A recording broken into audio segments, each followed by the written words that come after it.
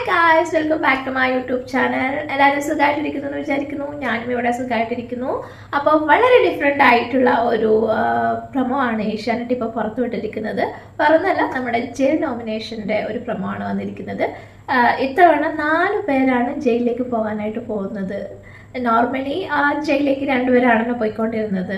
So ഒരാളെ power team directly nominate ചെയ്യും, അടുത്തയാളെ contestants എല്ലാവരും ചേർന്ന് വന്ന് പറയുന്നതായിരിക്കും. അതിൽ കൂടുതൽ വോട്ട് ലഭിക്കുന്നയാളാണല്ലോ ജയിലിലേക്ക് പോകുന്നത്. അങ്ങനെ 2 പേരായിരുന്നു നോർമലി ജയിലിൽ പോയിക്കൊണ്ടിരുന്നത്. ഇത്തവണ 4 പേരെ നോമിനേറ്റ് ചെയ്യാനാണ് ബിഗ് ബോസ് പറഞ്ഞിട്ടുള്ളത്.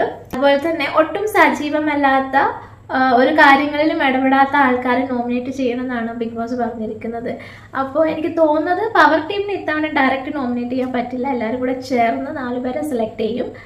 ചിലപ്പോൾ ഈ 4 പേർക്ക് എന്തെങ്കിലും ഒരു ടാസ്ക് കൊടുക്കുകയും അതിൽ നിന്ന് 2 പേരെ ജയിലിലേക്ക് വിടുകയും ചെയ്യും. അല്ലെങ്കിൽ 4 പേര് കൂടെ പോയാൽ അവിടെ ഓൾറെഡി 2 പേർക്ക് കിടക്കാനുള്ള സ്ഥലമില്ല. Last time Chindu and Jasmine പോയപ്പോഴത്തേനും അവിടെ നടന്നത് എന്താണെന്ന് നമ്മളെല്ലാവരും കണ്ടതല്ലേ.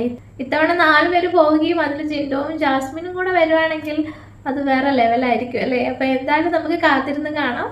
അതുവരേക്കും ബൈ ബൈ.